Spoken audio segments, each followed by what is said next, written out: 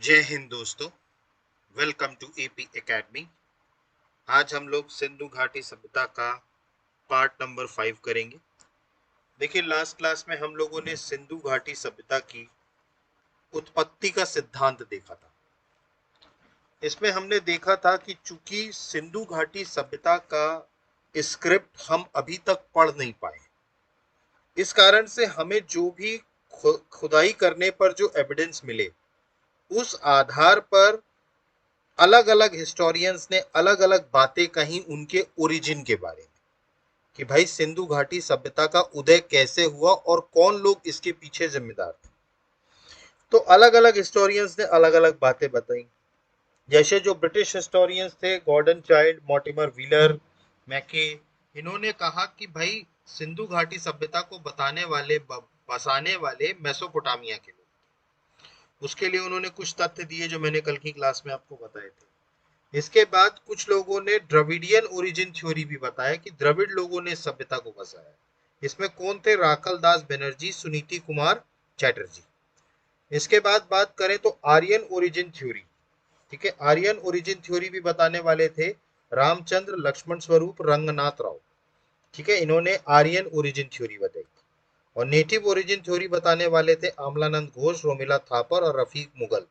और native origin theory सबसे ज्यादा ऑथेंटिकेट और आज की डेट में मोस्ट एक्सेप्टेड जो थ्योरी रही है वो नेटिव ओरिजिन थ्योरी रही है, कि यहीं के लोग, सिंधु घाटी सभ्यता के लोग पहले ग्रामीण थे और बाद में फिर उन्होंने अपने आप को विकसित करके क्या बन गए थे? शहरी बन गए थे, अर्बन बन गए थे। तो कल की क्लास में हम लोगों ने ये सब पढ़ा था। आज जो हम पढ़ने वाले हैं सिंधु घाटी सभ्यता का, वो हम पढ़ने वाले हैं उनका सामाजिक जीवन। ठीक। अब जैसा कि मैंने आपको बताया था कि सिंधु घाटी सभ्यता की स्क्रिप्ट हम पढ़ नहीं पाए हैं। ठीक है, तो इनकी जो सामाजिक जीवन की भी जो बातें हैं, ठीक है, वो सारी जो हमें तथ्य मिले हैं, एविडेंस जो मिला है जमीन से, ठीक है, उन आधार पर हम ये आंकलन कर पाएंगे कि इनका समाज कैसा रहा होगा। आप बात समझ रहे हैं? क्योंकि इसका कोई भी लिखित, एक तरीके से कहा जाए, हम पढ़ नहीं पाए, मतलब जाहिर सी बात है कि हमारे पास कोई लिखित एविडेंस नहीं है, क्योंकि हमने उस स्क्रिप्ट को पढ़ा नहीं।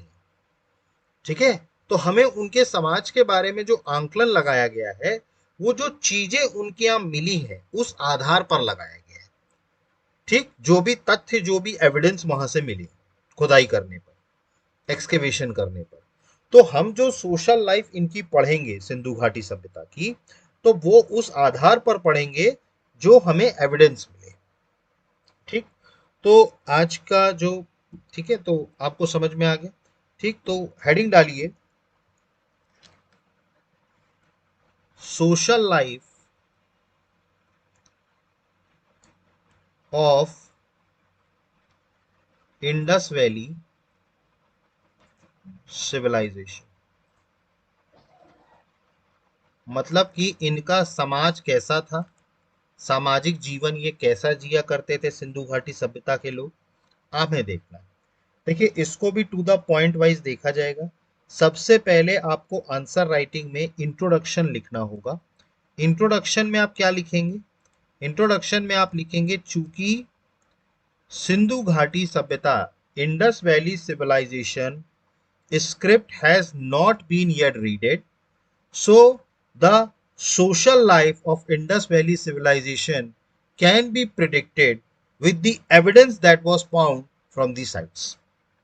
ठीक, मतलब कि चूंकि सिंधु घाटी सभ्यता की हमारे पास स्क्रिप्ट है, लेकिन हम इसको स्क्रिप्ट पढ़ नहीं पाए, script can not be read. ठीक है, तो इस कारण से हमको, so that is why the social life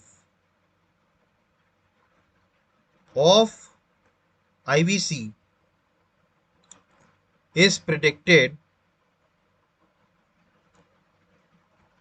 with the help of evidence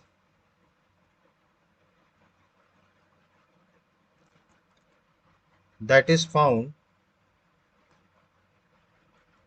from various sites। ये पॉइंट लिख लीजिएगा, इसको हिंदी में भी लिख लीजिएगा। चूंकि सिंधु घाटी सभ्यता की जो लिपि है वो हम पढ़ नहीं पाए हैं, इस आधार पर हमें उनके सामाजिक जीवन के बारे में जो आत्मसात या एक तरीके से कहा जाए हमें अनुमान लगाया है, वो जो तथ्य हमको अलग अलग जगहों से मिले हैं, उस आधार पर हमने उनकी सामाजिक जीवन के बारे में बताया है। ठीक, तो ये इसका इंट्रोडक्शन था। ठीक है, जो आपको लिखना है। इसके बाद आ जाइए पॉइंट्स पर। अब आपको पॉइंट्स करना है कि क्या क्या पॉइंट्स थे सोशल लाइफ में। ठीक, सबसे पहला पॉइंट लिखिए, नेचर ऑफ सोसाइटी। ठीक है, मतलब समाज का नेचर कैसा रहा है इनका। ठीक है, तो समाज का एक तरीके से कहा जाए तो नेचर मतलब एक तरीके से कहा जाए चरित्र। तो इनके समाज का चरित्र कैसा रहा है वो हम देखेंगे। देखिए, कोई भी समाज हो, ठीक है, उसके दो ही फैक्टर होते हैं, दो ही चरित्र होते हैं। या तो वो सोसाइटी पैट्रियार्कल सोसाइटी होती है, और या फिर वो सोसाइटी मैट्रियार्कल सोसाइटी होती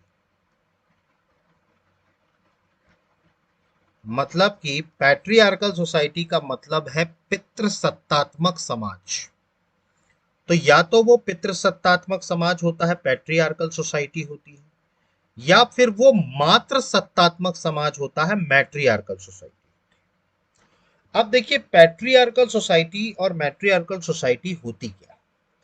मैंने आपको बताया पितृसत्तात्मक समाज मतलब एक ऐसा समाज जहां पर पुरुष जो होते हैं, मेल, अगर वो डोमिनेटिंग और डिसाइडिंग फैक्टर बनते हैं, उस सोसाइटी को पैट्रियार्कल सोसाइटी कहते हैं। मतलब कि जैसे घरों के या जो जो भी निर्णय लेने हैं, अगर उनमें पुरुष की भागीदारी ज्यादा है, किसी भी समाज, पुरुषों की मतलब मेल का इन्वॉल्वमेंट अगर डिसीजन मेकिंग में ज्यादा है, तो उस समाज को हम पैट्रियार्कल सोसाइटी कहते हैं। बात समझ में आई आपको? जहां पर मेल, या हम कहें पिता, ठीक है, या मेल कहें, ठीक है, ठीक है, तो पुरुष वर्ग जहां पर भी जो निर्णय होता है उसमें अगर मुख्य भूमिका पुरुष निभाते हैं, तो उसको हम पितृसत्तात्मक समाज कहते हैं, पैट्रियार्कल सोसाइटी। जैसे आज की डेट में हमारे इंडिया की जो सोसाइटी है वो पैट्रियार्कल सोसाइटी। हमारे यहाँ आज भी आप किसी भी क्षेत्र में देख लें, ठीक, महिलाएं आज की डेट में, वाकई आज की डेट में महिलाओं की भागीदारी हर क्षेत्र में बढ़ती जा रही है, इसमें कोई शक नहीं। धीरे धीरे हमारा समाज जो है वो अब बदल रहा है, लेकिन अगर आप बुनियादी बात करेंगे तो आज भी मेजॉरिटी डिसीजंस जो हैं, या जो प्रमुख निर्णय लेने की बात आ जाती है, तो वहां पर घर के पुरुष ही प्रमुख निर्णय लेते हैं। मैं सब घरों की बात नहीं कर रहा हूं, लेकिन ज्यादातर घरों। तो एक और आप देखिए, तो अगर आप आज संसद भवन, जैसे फॉर एग्जांपल पार्लियामेंट की अगर हम बात करें, अभी 2014 में 2024 में चुनाव हुए लोकसभा के, ठीक, वहां पर 543 सदस्य चुन के आए हैं। आप उसी में काउंट कर लीजिए कि महिलाएं कितनी हैं, तो आपको सीधे समाज का, जो इंडिया का जो समाज है उसका चरित्र आपको वहीं से समझ में आ जाएगा। या आप किसी भी विभाग में चले जाइए, किसी भी डिपार्टमेंट में, वहां पे आप नंबर ऑफ फीमेल एम्प्लॉयज और नंबर ऑफ मेल एम्प्लॉयज को काउंट कर लीजिए, ज्यादातर जगहों पर आपको मेल एम्प्लॉयज ज्यादा मिलेंगे। क्लियर? तो इस तरीके से देखा जाए तो ये सोसाइटी क्या कहलाती है, पैट्रियार्कल सोसाइटी, जहां पर जो निर्णय लेने होते हैं वो पुरुषों के द्वारा ज्यादा लिए जाते हैं। तो ऐसे समाज को हम पितृसत्तात्मक कहते हैं। और जहां पर महिलाओं का डिसीजन प्रमुख होता है, ज्यादातर केसेस में अगर महिलाओं का डिसीजन जहां पर प्रमुख होता है, उसको मैट्रियार्कल सोसाइटी कहा जाता है, मात्र सत्तात्मक। मतलब जहां पर जो माँ है या फीमेल है या स्त्री है, वो अगर निर्णय ले रही है, ठीक है, तो उस समाज को बोला जाता है मात्र सत्तात्मक समाज। क्लियर हुआ? तो अगर पुरुष निर्णय ले रहा है तो वो समाज पैट्रियार्कल सोसाइटी कहलाता है या पितृसत्तात्मक, और अगर फीमेल या स्त्री अगर कोई डिसीजन या निर्णय ले रही है तो वो कहलाता है मैट्रियार्कल सोसाइटी, और वी कैन से मात्र सत्तात्मक समाज। ठीक। अब सिंधु घाटी सभ्यता का जो समाज रहा है वो मैट्रियार्कल सोसाइटी रही है, मात्र सत्तात्मक। अब हमने ये किस आधार पर कह दिया? तो आपको ये नोट करना है कि जो सिंधु घाटी सभ्यता है उसका समाज कैसा था? मैट्रियार्कल, मात्र सत्तात्मक समाज। समझ में आ रहा है आपको? मात्र सत्तात्मक समाज। अब ये किस आधार पर कहा जा रहा है? तो जब मैंने आपको बताया कि हम इनकी सोशल लाइफ के बारे में जो भी चीजें पढ़ेंगे, तो जो जमीन से खुदाई करके हमको जो चीजें मिली हैं उस आधार पर हम आंकलन करेंगे। ठीक। तो हमने अगर इनको मात्र सत्तात्मक समाज माना है कि भाई इनका मात्र सत्तात्मक समाज रहा होगा, तो हमने ऐसा क्या एविडेंस देख लिया जिस आधार पर हम ये कह पा रहे हैं? ठीक। क्योंकि इतिहास में कोई भी बात, मैंने आपको बताया था, बिना एविडेंस के इतिहास को इतिहास नहीं कहा जा सकता। जब तक उस बात का तथ्य नहीं मिल जाएगा तब तक हम उसको इतिहास नहीं कह सकते। ठीक। तो एविडेंस अब क्या मिला मैट्रियार्कल सोसाइटी का? तो यहां से हमने जितनी भी खुदाई करी उसमें जो हमको मूर्तियां मिली हैं, आइडल्स, ठीक है, मूर्ति को इंग्लिश में क्या बोलते हैं? आइडल। तो जो भी मूर्तियां हमको वहां से मिली हैं सिंधु घाटी सभ्यता से खुदाई पे, तो ज्यादातर मतलब अराउंड 70 to 80% हमें महिलाओं की मूर्ति मिली। मतलब 70 to 80% हमको किसकी मूर्तियां मिली हैं? महिलाओं की मूर्ति। ठीक। अब जब महिलाओं की मूर्ति इतनी सारी मिल रही है तो जाहिर सी बात है उनका समाज मात्र सत्तात्मक होगा, क्योंकि भाई महिलाओं की मूर्तियां आपको मिल रही हैं। ठीक। और इससे भी इंपॉर्टेंट बात कि एकल देवी की मूर्तियां मिल रही हैं, सिंगल गॉडेस की।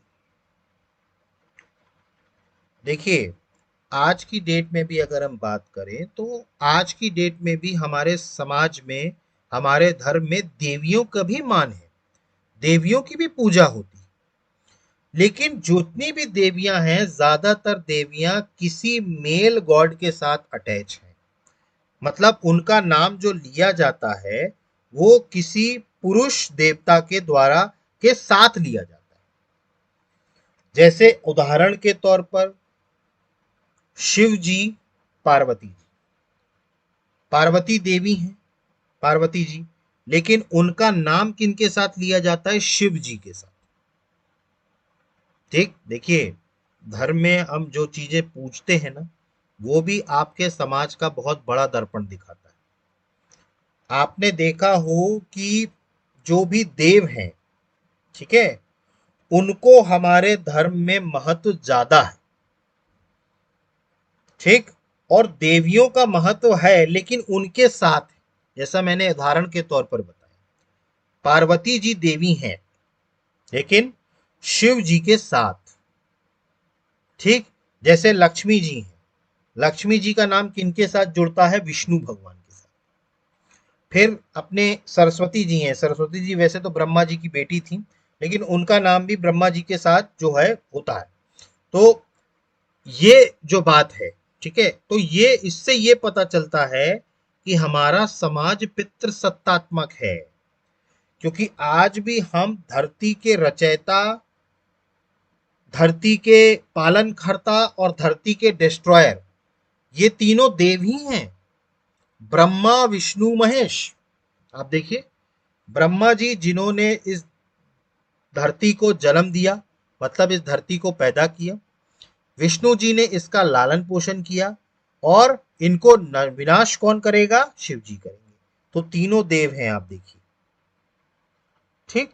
इसके अलावा भी अगर हम बात करें तो रामचंद्र जी और सीता माता। ठीक, आप देखें रामचंद्र जी का के साथ ही सीता माता जी का नाम जोड़ा जाता है। बात समझ रहे हैं आप? तो ये बताता है कि हमारा समाज जो पैट्रियार्कल रहा है, लेकिन यहां से जो हमको मूर्तियां मिली हैं देवियों की, वो सिंगल मूर्ति मिली है, मतलब सिर्फ महिला की देवी की मिली है, उनके साथ किसी पुरुष देवता की नहीं मिली। इस आधार पर हम इस बात को कह सकते हैं कि भाई इतने सारे आइडल्स अगर महिलाओं के मिल रहे हैं, मतलब ये समाज मात्र सत्तात्मक रहा। बात समझ में आ रही है आपको? ठीक, तो इसका नेचर क्या था? मैट्रियार्कल सोसाइटी।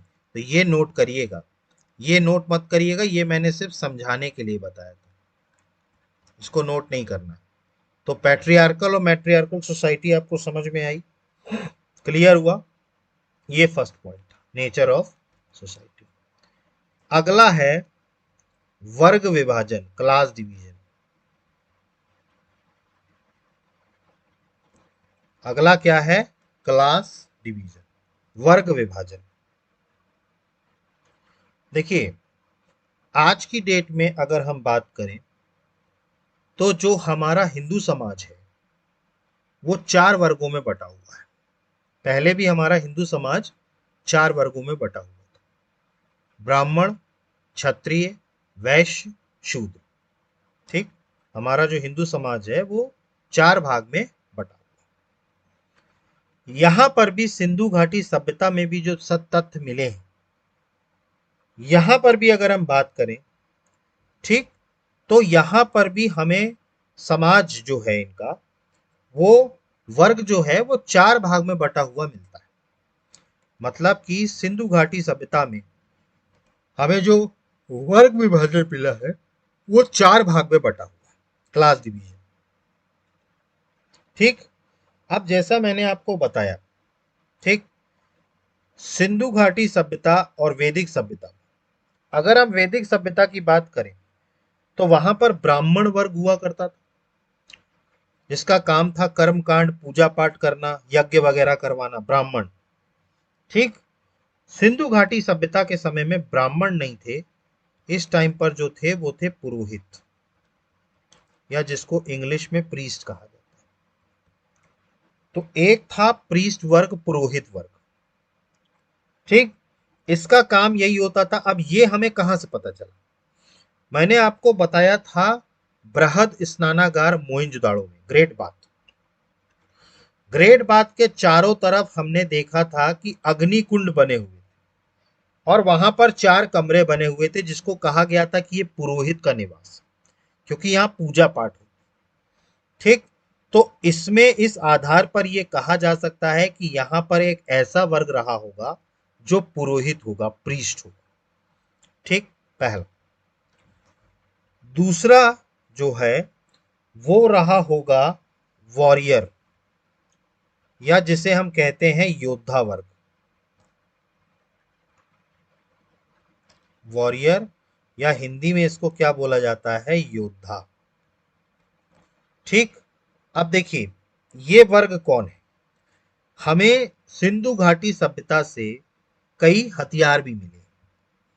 ठीक, अब हथियार मिले हैं तो हथियार आम इंसान तो चलाता नहीं होगा, या पुरोहित तो चलाता नहीं होगा, तो मतलब कोई ना कोई योद्धा वर्ग भी रहा होगा जो उन हथियारों का इस्तेमाल करता होगा, जिसको हम वॉरियर क्लास कहते हैं। जैसे वैदिक सभ्यता में जो क्षत्रिय हुआ करते थे, भाई क्षत्रिय का काम क्या होता था? लड़ाई करना, और लड़ाई करके अपनी सीमा की सुरक्षा करने का दायित्व क्षत्रियों पे होता था वैदिक में। तो ऐसे ही सिंधु घाटी सभ्यता में भी अगर हथियार मिले हैं, ठीक है, बहुत ज्यादा नहीं मिले हैं लेकिन जो भी मिले, पर उसमें यह कहा जा सकता है कि इसको चलाने वाला कोई योद्धा वर्ग तो होगा। ठीक, तो दूसरा जो क्लास है वो है वॉरियर क्लास। ठीक, तो पहला था पुरोहित, प्रीस्ट, और दूसरा क्या है? Warrior class. अब आ जाते हैं तीसरे पे। अब देखिए मैंने आपको बताया था यहां से हमें बहुत सारी मोहरें मिल रही हैं, मोहर मतलब होता है सील। ठीक। अब मैंने आपको बताया था कि सिंधु घाटी सभ्यता के समकालीन कई और सभ्यताएं विश्व में थी, जिसमें हमने बताया था मेसोपोटामिया की सभ्यता, हमने इजिप्ट या जिसे मिस्र की सभ्यता कहते हैं वो बताया था, और हमने चाइनीज की सभ्यता बताई। अब हमने जब वहां की खुदाई करी, मतलब वहां के हिस्टोरियंस ने जब वहां की खुदाई करी, तो वहां पर मेसोपोटामिया से बहुत सारी हड़प्पा या सिंधु घाटी सभ्यता के मुहर मिली। ये क्या बताता है, हमारी मुहर वहां क्यों पहुंची? इससे ये पता चलता है कि हम कोई ना कोई व्यापार मेसोपोटामिया के लोगों के साथ कर रहे थे, इसीलिए हमारी सील उनके यहाँ और उनकी सील हमारे यहाँ मिलती। इससे ये पता चलता है कि व्यापार करने के लिए, ठीक, कोई ना कोई व्यापारी वर्ग भी होगा जो व्यापार कर रहा है। भाई आज भी हमारे यहाँ जो बिजनेस है, बिजनेस वर्ग वाले लोग हैं ना, बिजनेस जो करते हैं, व्यापार करते हैं, तो ऐसे ही उस टाइम भी अभी व्यापार करने वाला कोई तो होगा। ये किस आधार पर हम कह रहे हैं? क्योंकि भाई हमारी जो मोहर है वो मेसोपोटामिया में क्या कर रही है, इसका मतलब है ये है कि हम उनके साथ कोई ना कोई व्यापार कर रहे होंगे। ठीक। तो इसी कारण से ये कहा जा सकता है कि यहां पर तीसरा वर्ग कोई मर्चेंट क्लास होगा। मर्चेंट क्लास का मतलब होता है व्यापारी वर्ग।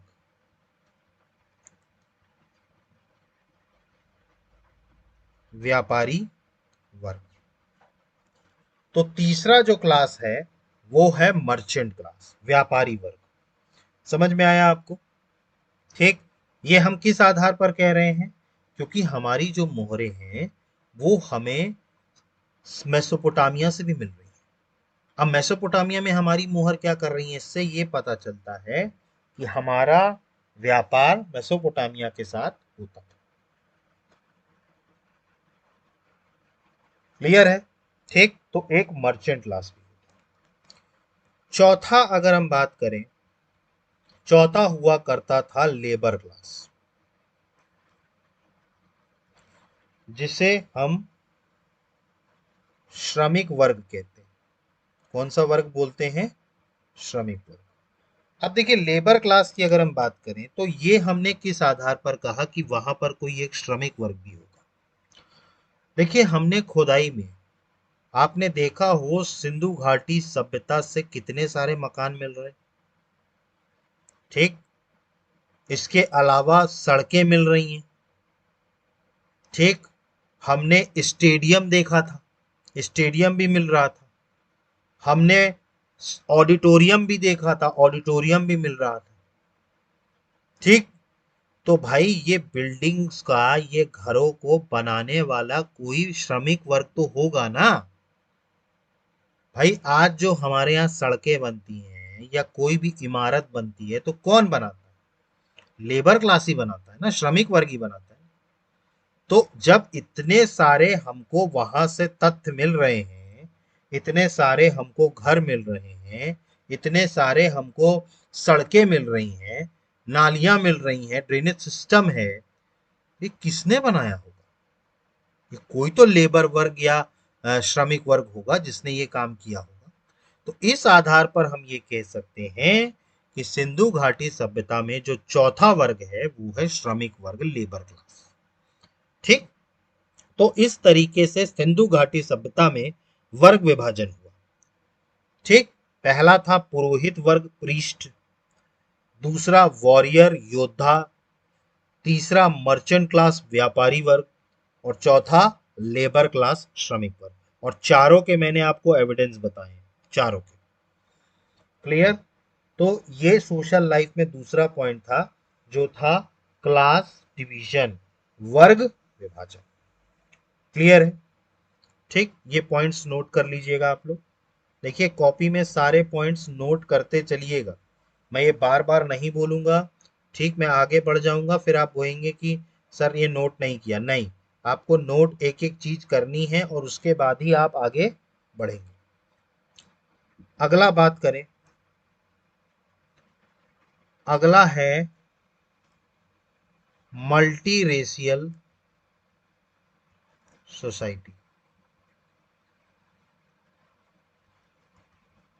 ठीक है, मतलब बहुप्रजाति समाज, हिंदी में बोलेंगे बहुप्रजाति समाज, मल्टी रेशियल सोसाइटी। तो जो सिंधु घाटी सभ्यता का जो समाज रहा है ये मल्टी रेशियल रहा है, बहुप्रजातीय रहा है। अब ये हम किस आधार पर कह रहे हैं? हमने आपको बताया था यहां पर कई मनुष्य की प्रजातियां मिली हैं हमको एक्सकेवेशन से। याद करिए, मैंने आपको बताया था कि यहां से जो कंकाल मिले हैं वो अलग अलग रेसेस के हैं लोगों के, जिसमें हमने बताया था कि हमको द्रविडियन के कंकाल मिल रहे हैं जो द्रविड़ लोग हैं। इसी आधार पर द्रविड़ ओरिजिन थ्योरी राखलदास बनर्जी ने दे दी थी कि भाई यहां से द्रविड़ लोगों के कंकाल ज्यादा मिले। इसके अलावा यहां पर मोंगोलाइट्स थे, वो जो ब्रीडेड प्रीस्ट जो थे वो मोंगोलाइट थे, याद करिए आप, दाढ़ी वाले पुरोहित। इसके अलावा हम बात करें तो प्रोटो ऑस्ट्रोलाइट थे, जो ट्राइबल वर्ग होता है, जो जनजातीय समाज होता है, वो हुआ करता था। और इसके अलावा एल्पाइंस ये मिला करते थे। कुछ यूरोपियंस जो हैं उनको एल्पाइंस कहा जाता है। चूंकि हमको खुदाई से ये सारे तथ्य मिले हैं, इस आधार पर हम ये कह सकते हैं कि सिंधु घाटी सभ्यता का समाज बहुप्रजातीय रहा होगा, मल्टी रेशियल सोसाइटी रही। क्यों कहा गया, इस पॉइंट को नोट करिए, क्योंकि यहां से हमने जो एक्सकेवेशन किए हैं, ठीक है, उसमें हमको जो स्केलेटन मिले हैं, ठीक है, वो द्रविडियंस के भी मिले हैं। इवन द्रविडियंस के तो सबसे ज्यादा मिले हैं। इसके अलावा हमको प्रोटो ऑस्ट्रोलाइट के मिले हैं, जनजातियों के। इसके अलावा अगर हम बात करें तो हमको मोंगोलाइट्स मिले हैं, चीनी लोग जो होते हैं। और चौथे जो हैं वो हैं एल्पाइन। तो हमें ये 4 प्रजातियों के कंकाल मिल रहे हैं। इस आधार पर हम ये कह सकते हैं कि इनका जो समाज था वो मल्टी रेशियल या बहुप्रजातीय समाज था, क्योंकि हमें स्केलेटन जो मिल रहे हैं वो अलग अलग प्रजातियों के लोगों के। क्लियर हुआ ये? ठीक। आज हमारे इंडिया में अगर हम बात करें तो आज हमारी सोसाइटी कैसी है? अगर मैं आपसे क्वेश्चन पूछूं आज हमारी सोसाइटी कैसी है, तो आज भी हमारी सोसाइटी मल्टी रेशियल है। आपको यहाँ पर साउथ इंडिया में द्रविडियंस मिलेंगे, नॉर्थ इंडिया में आर्यंस मिलेंगे, आप नॉर्थ ईस्ट चले जाइए तो वहाँ आपको मोंगोलाइट्स मिलेंगे। ठीक है, क्योंकि आप अगर देखें नॉर्थ ईस्ट के लोगों को तो उनके चेहरा लगभग लगभग बहुत हद तक सिमिलर है टू द चाइना, जापान और यहाँ कोरिया जैसे लोग। ठीक, एक तो ये। ठीक, एल्पाइन भी हमारे यहाँ कुछ यूरोपियंस भी मिल जाएंगे आपको, जो यूरोपियंस हैं वेस्टर्न वर्ल्ड के हैं। ठीक, तो इस आधार पर हम कह सकते हैं कि आज भी हमारा जो समाज है वो बहु प्रजाति समाज है, मल्टी रेशियल सोसाइटी। क्लियर हुआ ये? ठीक, तो तीसरा पॉइंट आपको क्लियर हुआ, मल्टी रेशियल सोसाइटी। अगला देखेंगे, अगला पॉइंट नोट करिए, educated and peaceful society. Educated and peaceful society मतलब शिक्षित और शांति प्रिय समाज। हिंदी वाले नोट कर लीजिए, शिक्षित और शांति प्रिय समाज, एजुकेटेड एंड पीसफुल सोसाइटी। अब ये समाज पढ़ा लिखा है, शिक्षित है या एजुकेटेड है, ये हमने किस आधार पर कहा? सबसे पहला पॉइंट तो ये है कि हमें इनकी लिपि मिली है। लिपि मिली है ना, स्क्रिप्ट। ठीक, पिक्टोग्राफिक, भले ही पिक्टोग्राफिक है पर स्क्रिप्ट तो है।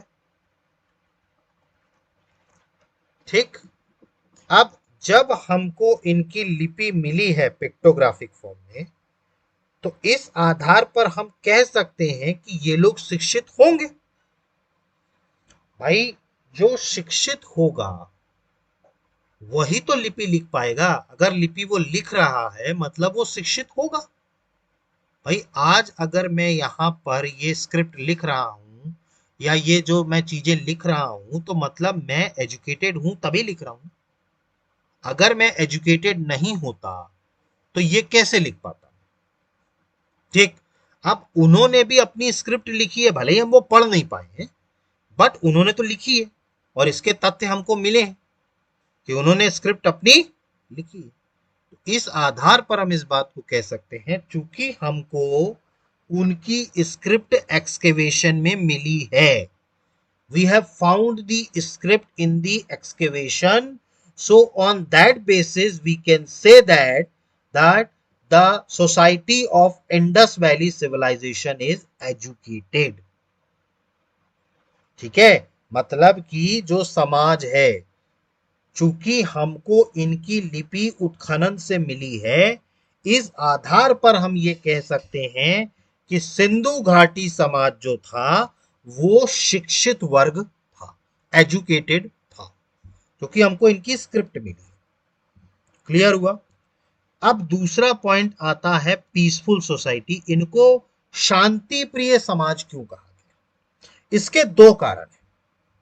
सबसे पहला, अगर हम पीसफुल की बात करें, सबसे पहला कारण तो ये है यहां से हमको खुदाई में वेपन्स बहुत कम मिले।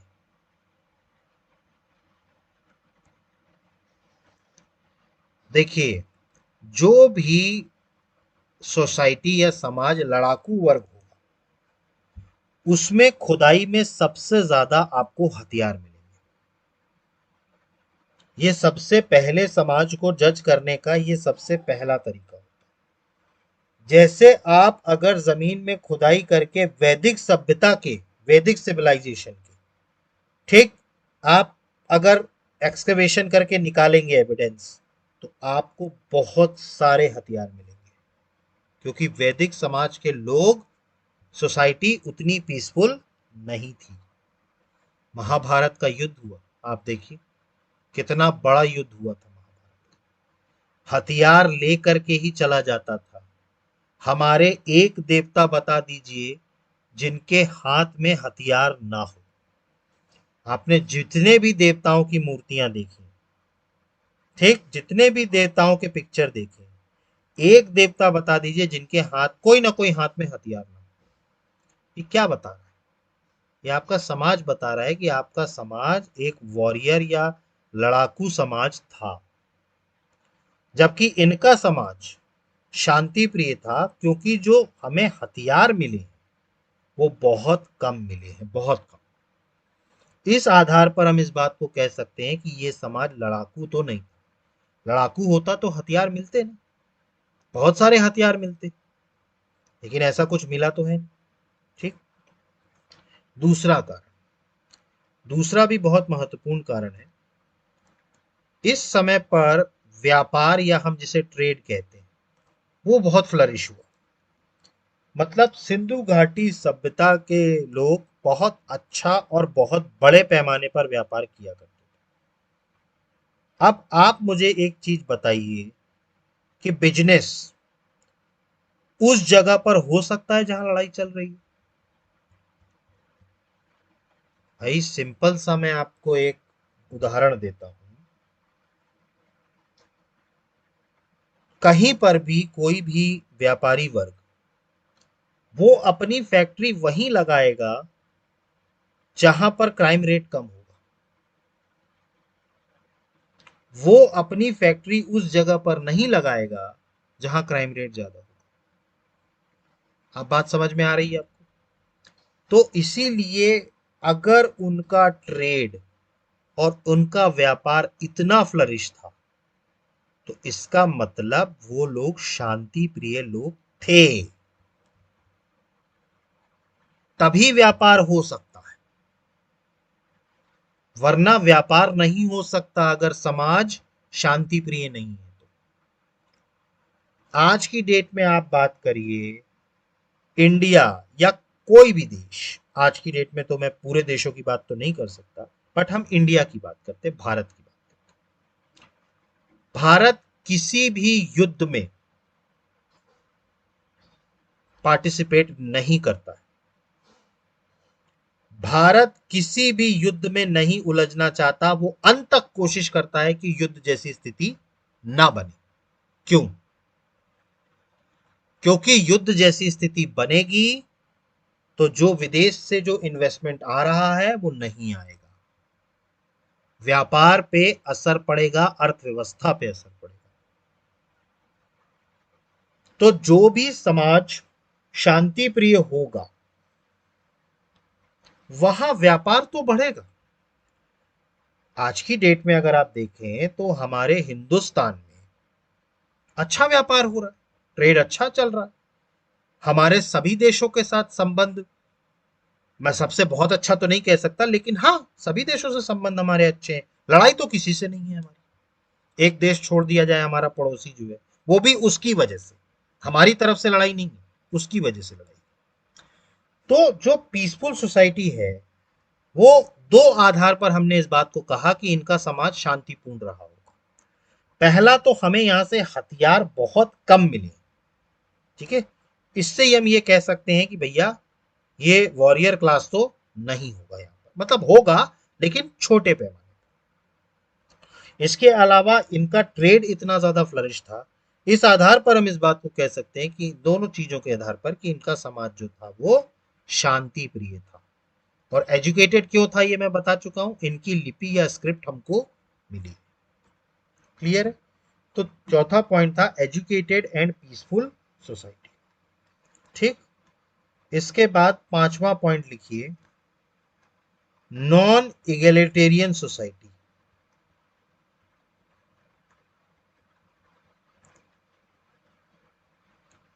Non egalitarian society.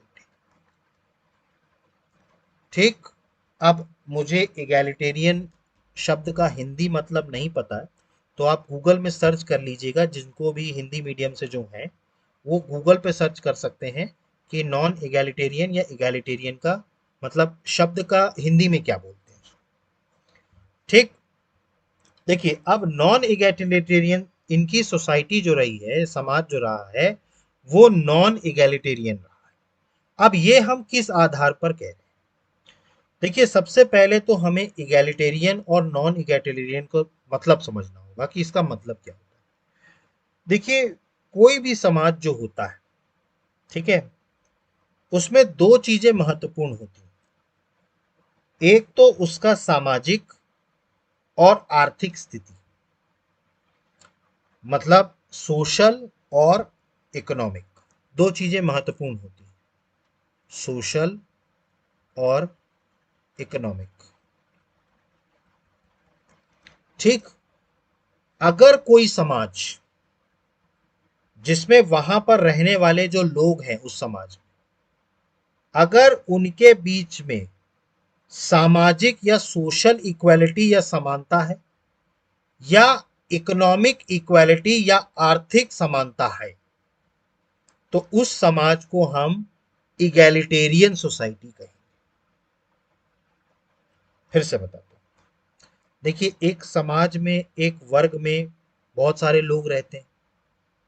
ठीक, अब सामाजिक तौर पर, सोशल तौर पर, अगर वो समाज के जितने भी लोग हैं वो सोशल तौर पर अगर उनका स्टेटस इक्वल हो या इकोनॉमिक तौर पर उनका स्टेटस इक्वल हो, तो उस समाज को हम इगैलिटेरियन सोसाइटी कहते हैं। ठीक, मतलब वहां पर रह रहे जितने लोग हैं सामाजिक तौर पर भी वो एक समान है और आर्थिक तौर पर भी वो एक समान है। ठीक है, तो ऐसे समाज को कहा जाता है इगैलिटेरियन सोसाइटी। ठीक, अब जब आपको इगैलिटेरियन सोसाइटी समझ में आया तो नॉन इगैलिटेरियन सोसाइटी भी आप समझ सकते हैं, जहां पर समाज में समानता या हम कहें अर्थव्यवस्था में आर्थिक तौर पर समानता जिस भी समाज में नहीं होगी वो नॉन इगैलिटेरियन सोसाइटी। बात समझ रहे हैं आप? जैसे आज की डेट में अगर हम बात करें तो हमारा समाज कैसा है, एगैलिटेरियन है या नॉन एगैलिटेरियन है? हमारा समाज आज की डेट में नॉन एगैलिटेरियन है। क्या हमारे देश में सभी लोग अमीर हैं? नहीं। हमारे देश में आर्थिक विषमता तो सबसे ज्यादा है, बहुत ज्यादा है।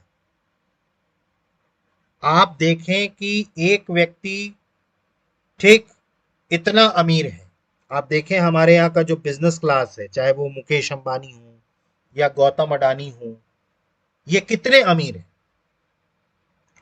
लेकिन वही उसी देश में बहुत से लोग हैं जो रोड साइड या जो अपने जो अपना जो ट्रैफिक जो वो होता है सिग्नल, वहां पर भीख मांग रहे हैं।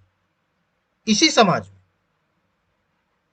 इसी समाज में एक लोग इतने अमीर हैं और इसी समाज में दूसरा व्यक्ति क्या मांग रहा है, सड़क पर भीख मांग रहा है। बात समझ में आ रही है आपको? तो आर्थिक तौर पर विषमता, इसके अलावा सामाजिक तौर पर भी काफी विषमता एक समय हमारे समाज में रही है। जैसे आज हम बात करते हैं हमारा जो दलित वर्ग है, आज तो दलित वर्ग को बहुत अधिकार और बहुत सारी चीजें मिल रही हैं, उनके लिए रिजर्वेशन भी है। लेकिन क्या पहले ऐसा समाज था हमारा? आज भी आप गांव में चले जाइए, बहुत से ऐसे आपको गांव मिल जाएंगे जिसमें कुछ मकान ऊपर बने हैं, जमीन से ऊपर, और कुछ मकान नीचे बने। जो उच्च वर्ग है वो ऊपर रह रहा है और जो निम्न वर्ग है वो नीचे रह रहा है। आज भी ये चीजें हो रही हैं। तो ये क्या है? सामाजिक विषमता है ना। सोशली यहां लोग इक्वल नहीं, पहले भी नहीं थे। पहले भी ब्राह्मण क्षत्रिय वैश्य ये अलग श्रेणी थी और शूद्र उनकी अलग श्रेणी थी। तो सामाजिक विषमता थी और आर्थिक तौर पर मैंने आपको बता ही दिया। तो आज की डेट में भी हमारी सोसाइटी क्या है? Non egalitarian society. ठीक, क्योंकि हम सामाजिक तौर पर भी आज की डेट में भी अगर हम बात करें तो विषमता है, और आर्थिक तौर पर तो विषमता है ही, वो तो बहुत ज्यादा है, आर्थिक तौर पर तो बहुत ज्यादा। समझ में आ रहा है आपको? तो नॉन इगैलिटेरियन सोसाइटी। तो जो हड़प्पा संस्कृति या सिंधु घाटी सभ्यता रही है, ये भी नॉन इगैलिटेरियन सोसाइटी रही है। अब ये हम किस आधार पर कह रहे हैं? यहां से हमें ऐसे कौन से तथ्य मिल गए हैं जिस आधार पर हम ये कह सकते हैं कि भाई यहां पर नॉन इगैलिटेरियन सोसाइटी है? मैंने आपको बताया था सिंधु घाटी सभ्यता में, ठीक है, हमको जो शहर मिले हैं, सिटीज मिली हैं, वो दो पार्ट्स में डिवाइडेड थी। मैंने आपको बताया था वेस्टर्न सिटी और ईस्टर्न सिटी, पश्चिमी नगर और पूर्वी नगर, बताया था मैंने आपको ये चीजें। ज्यादातर हड़प्पा संस्कृति के जो शहर मिले हैं उसमें दो तरीके के शहर मिले हैं, एक पश्चिमी और एक पूर्वी। और मैंने आपको ये भी बताया था कि पश्चिमी जो है वो थोड़ा ऊपर है और जो पूर्वी है वो नीचे। पश्चिमी जो घर मिले हैं वो थोड़े ऊपर हैं और पूर्वी जो है वो नीचे है। और ज्यादातर साइट्स पे पश्चिमी शहर में, बहुत कम ऐसी साइट छोड़ करके बाकी ज्यादातर साइट्स में जो पश्चिमी शहर है उसमें सुरक्षा की प्राचीर बनी हुई है, सिक्योरिटी वॉल बनी हुई है। ये क्या बता रहा है? मतलब कि जिनका सोशल और इकोनॉमिक स्टेटस ज्यादा होगा वो वेस्टर्न सिटी में रह रहे होंगे, और जो नॉर्मल लोग होंगे वो पूर्वी या ईस्टर्न सिटी में रह रहे होंगे। भाई अगर इनका समाज इगैलिटेरियन था, या हम मान लें कि इगैलिटेरियन था, तब तो ये मकान दोनों समान होने चाहिए थे। यहां पर हमको खुदाई में मिला है कि कुछ मकान ऐसे हैं जो एक तो जमीन से ऊपर है, मतलब ऊपर टीले पे हैं, इसके अलावा उनको चारों तरफ से सुरक्षा प्राचीर से घेरा हुआ है। ठीक, लेकिन वही जो दूसरी तरफ है वहां पर इतने मकान हैं लेकिन वहां पर कोई सिक्योरिटी वॉल या सुरक्षा दीवार नहीं है। तो इस आधार पर हम क्या कह सकते हैं कि जो एलाइट क्लास होगा, जो सामाजिक और आर्थिक तौर पर बड़ा होगा या ज्यादा होगा, जाहिर सी बात है कि वो वेस्टर्न तरफ रह रहा होगा, और जो आम लोग हैं वो किस तरफ रह रहे होंगे? ईस्टर्न तरफ रह रहे होंगे। बात समझ में आ रही है आपको? ठीक। तो इस आधार पर हम ये कह सकते हैं कि सामाजिक और आर्थिक विषमता उनके समय में भी रही होगी, तभी तो उन्होंने शहर को दो भाग में बांटा, पश्चिमी और पूर्वी। अगर उनके समाज में ये चीजें ना होती, ठीक, तो हम ये कैसे कह सकते थे कि भाई, तो भाई सबके मकान फिर एक समान होने चाहिए थे। भाई फिर सबके मकान कैसे होने चाहिए थे? एक समान होने चाहिए थे। अगर वहां पर सामाजिक और आर्थिक विषमता नहीं थी, तो फिर दोनों के एक जैसे होने चाहिए थे मकान। लेकिन यहाँ पर मकानों में डिवीजन है। पश्चिमी नगर को सुरक्षा प्राचीर से घेरा हुआ है, वहां कम मकान बने हैं। नीचे जो पूर्वी एरिया है वहां पर ज्यादा मकान बने हैं और उनको कोई सुरक्षा प्राचीर से नहीं घेरा गया। तो इस आधार पर हम ये कह सकते हैं कि इनका जो समाज रहा है वो नॉन इगैलिटेरियन रहा है। ठीक, इसका एक और तथ्य भी हमको मिला है।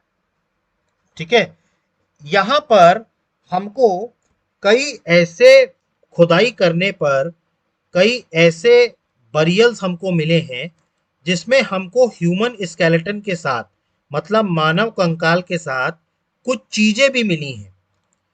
मतलब जैसे जो यूटेंसिल्स वगैरह हैं, बर्तन वगैरह हैं, या जो वो आभूषण वगैरह पहनते होंगे, यूटेंसिल्स मिले हैं, ऑर्नामेंट्स मिले हैं। ठीक है, ये सारी चीजें हमें कई बरियल्स से मिली हैं।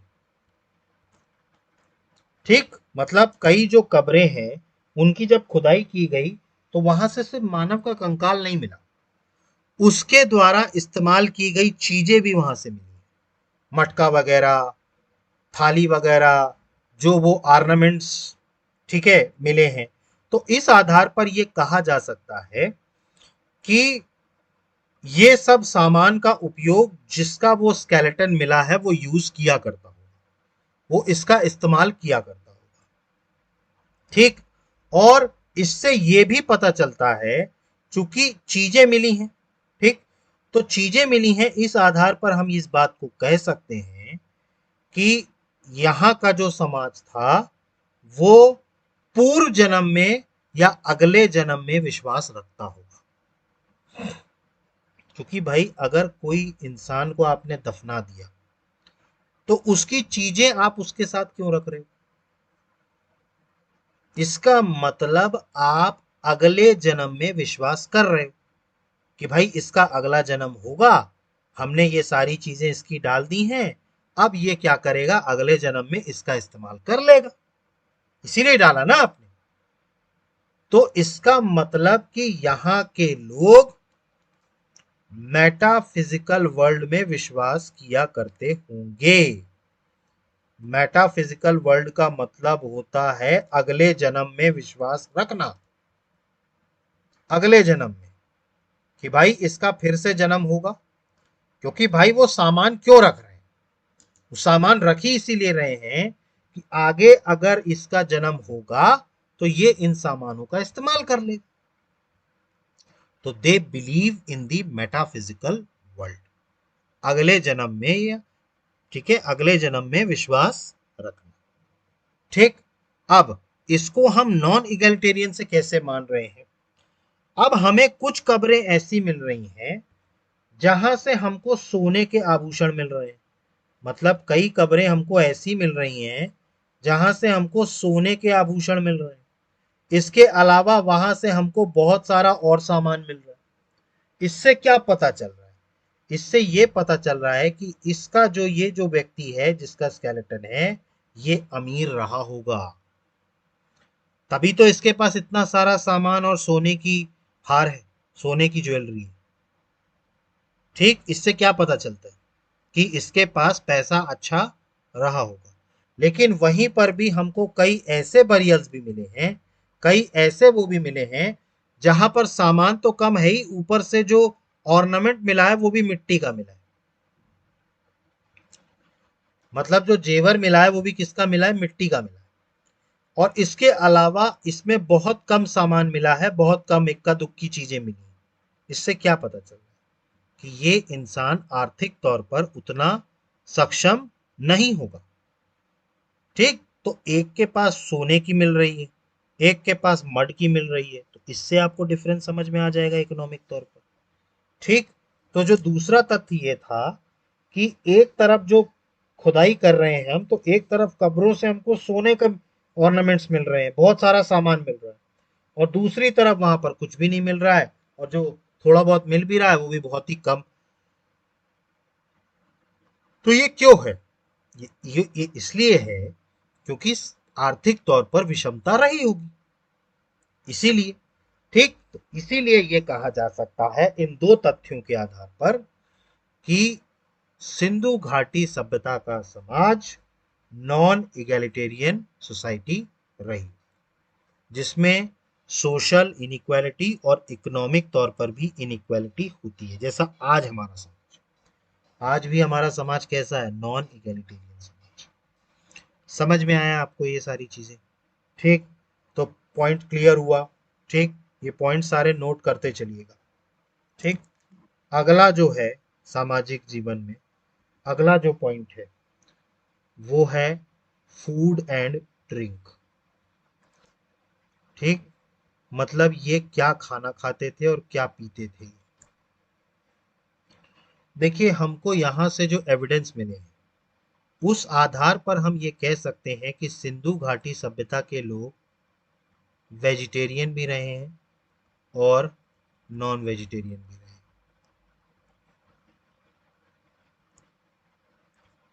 ठीक है, वेजिटेरियन भी रहे हैं और नॉन वेजिटेरियन भी, मतलब कि शाकाहारी भी रहे हैं और मांसाहारी भी रहे हैं। शाकाहारी ये रहे हैं, है ये हम किस आधार पर कह रहे हैं? मैंने आपको बताया था कि यहाँ पर बहुत सी साइट्स हैं जिसमें हमको साक्ष्य किसके मिल रहे हैं। मैंने आपको बताया था बार्ले के साक्ष्य मिल रहे हैं, इसके अलावा हमको राइस के साक्ष्य मिल रहे हैं, वीट के साक्ष्य मिल रहे हैं। ठीक, मतलब कि हमको चावल, ठीक है, इसके अलावा गेहूं, ठीक है, ज्वार, ठीक, इसके अलावा चना, ठीक, चना, इन सब के तथ्य हमको मिल रहे हैं। इस आधार पर हम ये कह सकते हैं कि सिंधु घाटी सभ्यता के लोग वेजिटेरियन होंगे। ठीक है, क्योंकि वो जब ये सब चीजें उगा रहे हैं, मतलब जाहिर सी बात है कि वो वेजिटेरियन होंगे। ठीक, अब बात आती है कि नॉन वेजिटेरियन का एविडेंस हमें कैसे पता चलता है कि हड़प्पा संस्कृति के लोग नॉन वेजिटेरियन थे। ठीक, सबसे पहले आप ये देख लीजिए कि ये नॉनवेज में किसका किसका गोश्त खाते थे। तो बकरी, गोट, शीप, इसके अलावा बात करें तो बफेलो, डियर, हिरण, ठीक है, इसके अलावा मछली, इन सब चीजों का गोश्त खाया जाता था। अब ये हमें तथ्य कैसे पता चलता है कि इसका गोश्त खाया जाता है? देखिए, हमें जब हमने खुदाई करी है तो हमें इन सभी जानवरों की जली हुई हड्डी मिली है, बर्न्ड,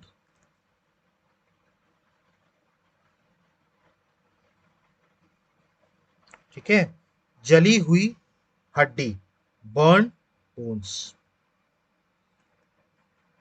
ठीक है, इसका मतलब क्या है? जली हुई हड्डी। ठीक है, तो जली हड्डी मिली है। अब इस आधार पर आपके मन में ये सवाल आ सकता है कि सर, जली हुई हड्डी से तो हम ये मान सकते हैं कि हो सकता है आग लग गई हो और जानवर उसमें जल गए हो सकता है। लेकिन इन जली हुई हड्डियों में हमको ह्यूमन टीथ, इंसानी दांत के एविडेंस मिले। हमें क्या मिला है? इसमें इंसानी दांत के एविडेंस मिले। इसका मतलब क्या है? भाई, ऐसा तो है नहीं कि जानवर जल गया तो उसका टेस्ट लेने के लिए इन्होंने दांत लगा दिए। इसका मतलब ये है कि ये लोग नॉन वेजिटेरियन थे, क्योंकि इनसे जो जली हुई हड्डी मिली है उसमें दांतों का तथ्य होना, इसका मतलब ये जानवरों को मार के और फिर उसको भूनते थे और फिर ये खाते थे। ठीक, चूंकि हमको चावल, गेहूं, चना, इनके भी साक्ष्य मिल रहे हैं, इस आधार पर हम ये कह सकते हैं कि ये लोग शाकाहारी भी रहे।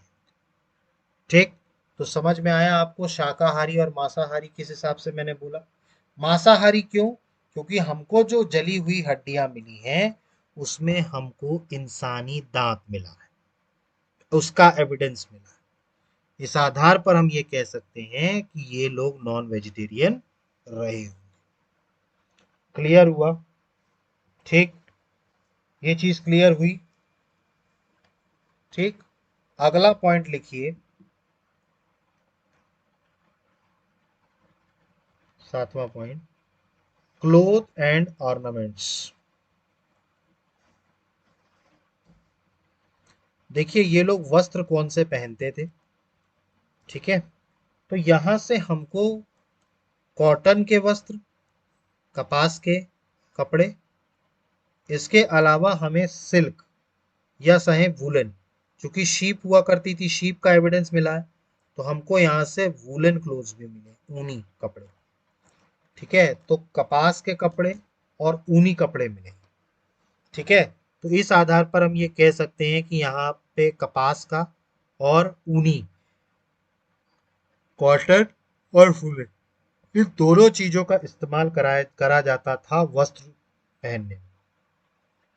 ठीक, इसके अलावा हमें ऑर्नामेंट्स की अगर हम बात करें, जो ऑर्नामेंट्स वगैरह हमको मिले, उस आधार पर हम ये कह सकते हैं कि ये लोग जेवर वगैरह पहनने के वो थे, मतलब जेवर वगैरह पहना करते। आप याद करिए चानूदारो, मैंने आपको एक हड़प्पन साइट पढ़ाई थी, सॉरी सिंधु घाटी सभ्यता की साइट पढ़ाई थी, चानूदारो। चानूदारों से हमें बीड मेकिंग इंडस्ट्री मिल रही थी, पढ़िएगा पीछे, मनका बनाने का कारखाना, बीड मेकिंग इंडस्ट्री मिल रही थी, बनका बनाने का कारखाना। किस आधार पर हम कह रहे थे? ये जो ज्वेलरी वगैरह बनाई जाती है। इसके अलावा याद करिए यहाँ से बहुत सारे हमको सौंदर्य जो है सामान भी मिला है, ब्यूटी प्रोडक्ट्स, ब्यूटी प्रोडक्ट्स भी मिले हैं।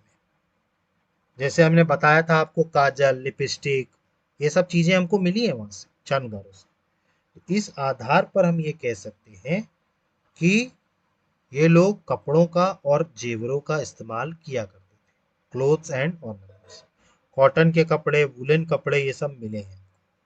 ठीक, इसके अलावा कॉटन के बारे में आप एक चीज और नोट कर लीजिएगा, मोहनजोदाड़ो से हमको एक चाकू मिला है। मोहनजोदाड़ो से क्या मिला है? हमको एक चाकू मिला है, ठीक है, नाइफ मिला है, जिसके पीछे के हिस्से को एक, ठीक है, एक कपास के कपड़े से बांधा गया। मतलब हमें एक चाकू मिला है मोहनजोदाड़ो से, जिसमें उसका पीछे का जो हिस्सा है उसको कपास के कपड़े से लपेटा गया। ठीक, तो इस आधार पर हम ये कह सकते हैं कि जो वस्त्र और ज्वेलरी, ये सारी चीजों का भी इस्तेमाल सिंधु घाटी सभ्यता के लोग किया करते थे। ठीक, बीड मेकिंग इंडस्ट्री मिली है हमको चानूदारों से, इसके अलावा ब्यूटी प्रोडक्ट्स मिले। ठीक, अगला पॉइंट लिखिए, ये नोट कर लिया। ठीक, अगला सोशल लाइफ में लिखेंगे mode of entertainment.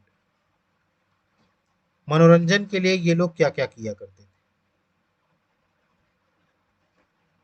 Mode of entertainment, मनोरंजन के लिए ये लोग क्या क्या किया करते थे? तो हमें बनावली से शतरंज जैसा कुछ मिला है, एविडेंस ऑफ चेस। मतलब वो चेस नहीं है, शतरंज नहीं है, लेकिन शतरंज जैसा कुछ मिला है, शतरंज जैसा कुछ मिला। तो इस आधार पर हम ये कह सकते हैं कि ये लोग वो कोई गेम खेला करते होंगे, शतरंज जैसा जो है। ठीक है, क्योंकि हमें यहाँ से एक ऐसा वो मिला है, प्लेट मिली है, जिसमें ऐसे खांचे बने हुए हैं, ये ऐसे ऐसे ऐसे खांचे बने हुए। ठीक, तो ये एग्जैक्टली चेस नहीं है, लेकिन चेस जैसा कुछ है, शतरंज जैसा। ठीक, इसके अलावा हमको यहाँ से आप याद करिए मछली का पकड़ने का कांटा मिला। मतलब जाहिर सी बात है वो फिशिंग करते होंगे। भाई मछली पकड़ने का कांटा मिला, इसका मतलब क्या है? भाई मछली कांटा किस लिए बनाया गया है? मछली पकड़ने के लिए, तो मछली पकड़ते होंगे। इसके अलावा हमको शिकार के भी वो मिले हैं, क्योंकि कई हथियार मिले हैं जिससे ये जानवरों का शिकार करते होंगे, हंटिंग करते होंगे। ठीक, इसके अलावा हमको याद करिए नर्तकी की मूर्ति मिली है, कांसे की नर्तकी की मूर्ति, bronze made dancing girl, evidence मिला है हमको मोहनजोदाड़ो से, पढ़िएगा पीछे सब पढ़ाया है मैंने, सब बताया है। ठीक, तो ब्रॉन्ज मेड डांसिंग गर्ल का भी एविडेंस हमको मिला है, मतलब ये लोग डांस वगैरह भी जानते रहे होंगे, नाच वगैरह। ठीक, तो ये एविडेंस के आधार पर हम कह सकते हैं कि मनोरंजन के लिए वो ये सब काम किया करते होंगे। एक चेस जैसा कुछ बना है वो खेला करते होंगे, हमें मछली का कांटा मिला है, फिर फिशिंग किया करते होंगे। इसके अलावा हमको, ठीक है, हंटिंग, ठीक है, शिकार के लिए कई सारे हथियार मिले हैं हमको, और नर्तकी की मूर्ति, मतलब ये लोग डांस के बारे में जानते हो। ठीक, तो ये सारे इनके मोड ऑफ एंटरटेनमेंट, ठीक है, मनोरंजन के तरीके। आखिरी पॉइंट लिखिए सामाजिक जीवन में फ्यूनरल राइट्स। फ्यूनरल राइट्स को हिंदी में कहा जाता है दाह संस्कार।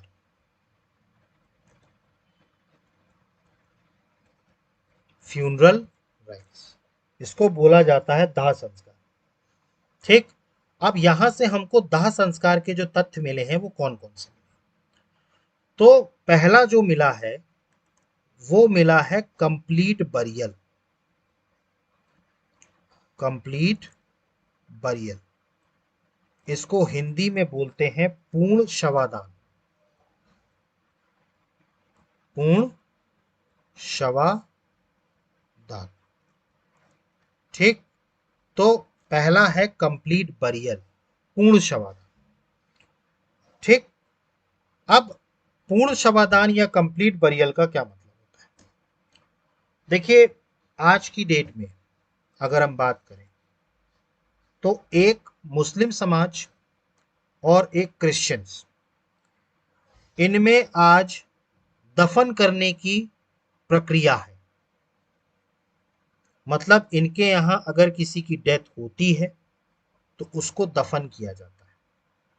ठीक, और आपने देखा होगा कि मुसलमानों में तो एक उस कारपेट जैसा कुछ होता है, उसमें लपेट करके और फिर दफन कर दिया जाता है। और क्रिश्चियनों में बात करें तो क्रिश्चियनों में जो होते हैं वो कॉफिन्स होते हैं, ताबूत, उसके अंदर रख करके वो दफन किया जाता है। अब जो ये जो पूर्ण शवादान है, इसका मतलब ये है कि वो पूरी की पूरी बॉडी वैसे ही दफन करते हैं जैसे उसकी डेथ हुई थी। भाई पूरा का पूरा पूर्ण शवादान करते हैं ना। ठीक, इसको कहा जाता है कंप्लीट बरियल। ठीक है, आज जो मुसलमानों में और क्रिश्चियंस में जो ये चीज होती है वो कंप्लीट बरियल, मतलब जैसे इंसान की मृत्यु हुई, उसको ले गए शमशान घाट, ठीक, और वहां पर गड्ढा करके और उसको दफन कर दिया, पूरा का पूरा, ठीक है, वैसे का वैसे। ठीक, इसको बोला जाता है कंप्लीट बरियल, पूर्ण शव। अगला बात करें, अगला हमें यहां से कुछ पार्शियल बरियल्स के भी तथ्य मिले हैं। पार्शियल बरियल्स मतलब आंशिक शवदान। ठीक, शवादान, ठीक, आंशिक शवादान। ठीक, तो पूर्ण शवादान था कंप्लीट बरियल्स, और पार्शियल बरियल्स होता है आंशिक शवादान। देखिए, आज के हमारे समाज में जो पारसी लोग होते हैं, पर्शियन लोग, याद करिए पर्शिया, ईरान, मैंने आपको बताया था कि वहां से जब मुसलमानों ने वहां पर आक्रमण कर दिया था तो ईरान से जो पर्शियन लोग थे जो अपना धर्म परिवर्तन नहीं करना चाहते। देखिए, ईरान आज की डेट में इस्लामिक स्टेट हो गया, ठीक है, लेकिन पहले वो इस्लामिक स्टेट नहीं था। मुसलमानों ने जब अरब ने आक्रमण किया उनके ऊपर, ठीक, और उनको जीता, तो वहां पर जो लोगों ने धर्म परिवर्तन कर लिया वो तो वहीं रह गए, लेकिन जो धर्म परिवर्तन के लिए तैयार नहीं थे वो अरेबियन सी, ठीक है, यहां से होते हुए इंडिया में आ गए। ठीक, आज हमारे यहाँ कई सारे पर्शियन लोग हैं, ईरानी लोग हैं।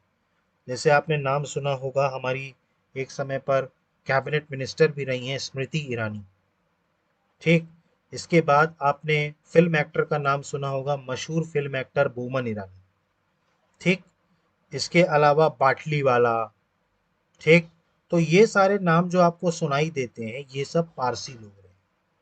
ये कौन लोग रहे हैं? पारसी लोग रहे। क्लियर? तो ये चीज है। अब इनके यहाँ जो दाह संस्कार होता है वो किस आधार पर होता है, कैसे होता है?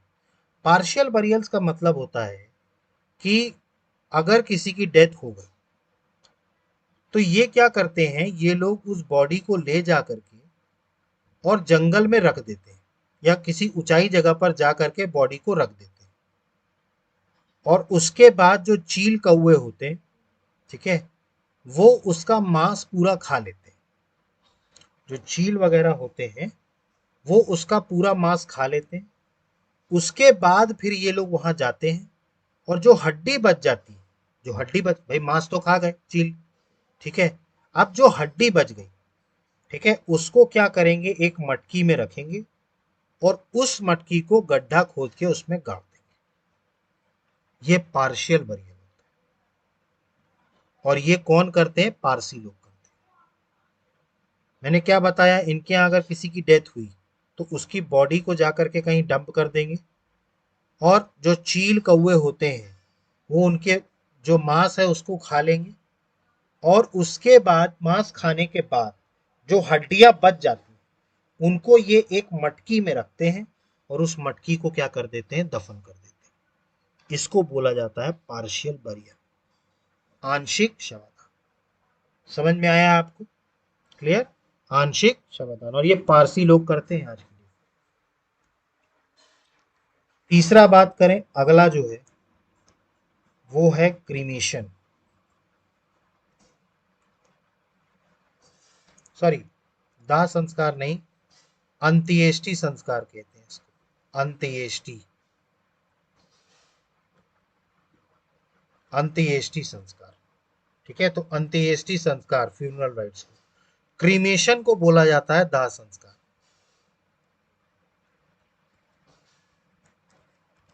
क्रीमेशन को बोला जाता है दाह संस्कार, ठीक। देखिए, हमारे आज की डेट में हिंदू समाज में क्या किया जाता है, शव के साथ जलाया जाता है। हिंदू समाज में जलाया जाता है, उसको बोलते हैं दाह संस्कार, क्रीमेशन, ठीक। तो क्रीमेशन किन के यहाँ होता है? हिंदुओं में आज की डेट, ठीक। तो क्रीमेशन का मतलब होता है जब आप डेड बॉडी को, जिसका मृत्यु हो गई, तो उसको क्या किया जाता है, लकड़ियों के साथ जला दिया जाता है, ठीक है। इसको कहा जाता है क्रीमेशन, दाह संस्कार। क्लियर? तो हमको यहां से इसके भी तथ्य मिले। और ये कौन सा समाज करता है? हिंदू समाज। हिंदू समाज में आज भी दाह संस्कार होता है। क्लियर हुआ? ठीक। कंप्लीट बरियल कौन करते हैं? ठीक। तो वो मुसलमान और पारसी लोग, सॉरी मुसलमान और ईसाई। पारसी लोग कौन से? पार्शियल बरियल्स, और हिंदू क्रीमेशन, ठीक। अब इसके जो तथ्य हमको मिले हैं ये पॉइंट नोट कर लीजिएगा। कंप्लीट बरियल और पार्शियल बरियल के तथ्य हमको हड़प्पा से मिले। कहां से मिले? हड़प्पा से। और क्रीमेशन, दाह संस्कार का हमको मोहनजोदाड़ो से मिला, ठीक। तो कंप्लीट बरियल और पार्शियल बरियल की एविडेंस हमको कहां से मिले? हड़प्पा से। और क्रीमेशन का कहां से मिला है? मोहनजोदाड़ो से, ठीक। तो ये थी सिंधु घाटी सभ्यता का समाज। आज हमने क्या क्या पढ़ा उसको एक बार हम क्विक रिवाइज कर लेते हैं। देखिए, सबसे पहले मैंने आपको बताया था सामाजिक जीवन में चूंकि हमको इनका कोई भी लिखित लिपि हम पढ़ नहीं पाए थे, इस आधार पर हमको जो तथ्य मिले हैं उसी आधार पर हमने प्रिडिक्ट किया है इनके समाज के बारे में। सबसे पहला पॉइंट तो हमने लिखा, नेचर ऑफ सोसाइटी में इनकी सोसाइटी मैट्रियार्कल थी, मातृ सत्तात्मक। किस आधार पर हमने ये कहा? क्योंकि यहाँ से जो मूर्तियां मिल रही हैं वो ज्यादातर महिलाओं की मिल रही है, महिला देवी की मिल रही है, देवी की मूर्ति। तो इस आधार पर। इसके बाद हमने देखा वर्ग विभाजन, क्लास डिवीजन। पुरोहित वर्ग हुआ करता था, प्रीस्ट क्लास। इसके अलावा योद्धा वर्ग या वॉरियर क्लास हुआ करता था। तीसरा व्यापारी वर्ग या मर्चेंट क्लास हुआ करता था। और चौथा श्रमिक वर्ग या लेबर क्लास, ये हुआ करता था। इसके बाद हमने पढ़ी मल्टी रेशियल सोसाइटी, बहुप्रजातीय समाज, क्योंकि यहाँ पर अलग अलग प्रजाति के लोग मिल रहे थे। आप स्केलेटन देखिए, द्रविडियन मिल रहे थे, प्रोटो ऑस्ट्रेलाइड मिल रहे थे, मोंगोलाइड्स मिल रहे थे, अल्पाइन मिल रहे थे। इसके अलावा इनका समाज शिक्षित था, क्योंकि इनकी स्क्रिप्ट थी, जाहिर सी बात है तो शिक्षित होगा। इसके अलावा इनकी सोसाइटी जो थी पीसफुल, शांति प्रिय थी। इसके क्या तथ्य हैं? हथियार कम मिले हमको, इनका व्यापार इतना ज्यादा है। ठीक। इसके अलावा नॉन इगैलिटेरियन सोसाइटी, मतलब सामाजिक और आर्थिक तौर पर विषमता होना, सोशल एंड इकोनॉमिक इनइक्वालिटी। तो यहाँ पर हमें पता चलता है, क्योंकि सिंधु घाटी सभ्यता में दो तरीके के अलग अलग शहर मिल रहे हैं, पश्चिमी और पूर्वी। तो मतलब कि समाज में डिफरेंस होगा आर्थिक तौर पर भी। आर्थिक तौर पर एक और बात है कि जो हमें कब्रें मिल रही हैं, कब्रों में किसी में बहुत सारा सामान और सोने का सामान मिल रहा है और किसी में कुछ नहीं मिल रहा, एक मिट्टी उट्टी का सामान। ठीक, ये चीज क्लियर हुई। ठीक। इसके अलावा अगर हम बात करें तो हमने इनका फूड एंड ड्रिंक्स देखा। वेजिटेरियन लोग थे, क्योंकि बार्ले, राइस, व्हीट, चना, इनके एविडेंस यहाँ से मिलते हैं। इसके अलावा नॉन वेजिटेरियन थे, क्योंकि हमें जली हुई हड्डियां मिली हैं, और जली हुई हड्डियों में इंसानी दांत मिला है, दांत का मतलब साक्ष्य मिला है, मतलब ये नॉन वेजिटेरियन रहे होंगे। इसके अलावा हमने कपड़े देखे। ठीक है, तो कपास के कपड़े, ऊनी कपड़े मिले हैं हमें यहाँ से। चानूदारों से हमको बीड मेकिंग इंडस्ट्री मिली है, ऑर्नामेंट्स बनाने की। और इसके अलावा हमें ब्यूटी प्रोडक्ट्स मिले हैं, काजल, नेल पॉलिश वगैरह।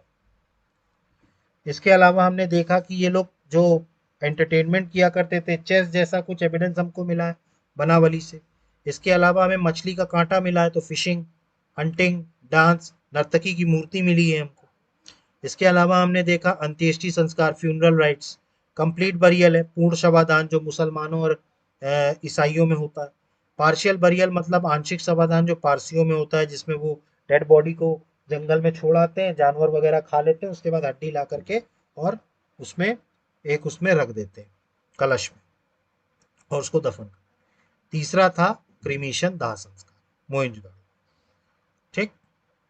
तो ये था सिंधु घाटी सभ्यता का सामाजिक जीवन। ठीक। तो आज की क्लास को हम यहीं पे स्टॉप करते हैं।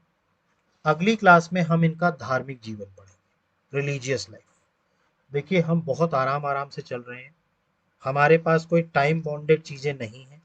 ठीक है, क्योंकि हमें, देखिए, ये चीज़ बहुत डिटेल में और बहुत आराम से इसकी तैयारी करनी होती है। ये कभी भी आप जल्दी में करने की कोशिश करेंगे तो आप थक जाएंगे और कर नहीं पाएंगे। इसीलिए सिविल सर्विसेज की तैयारी में बहुत पेशेंस चाहिए होता है। आपका पेशेंस टेस्ट करता है सिविल सर्विसेज, आप कितने ज़्यादा पेशेंट हैं चीज़ों को लेकर।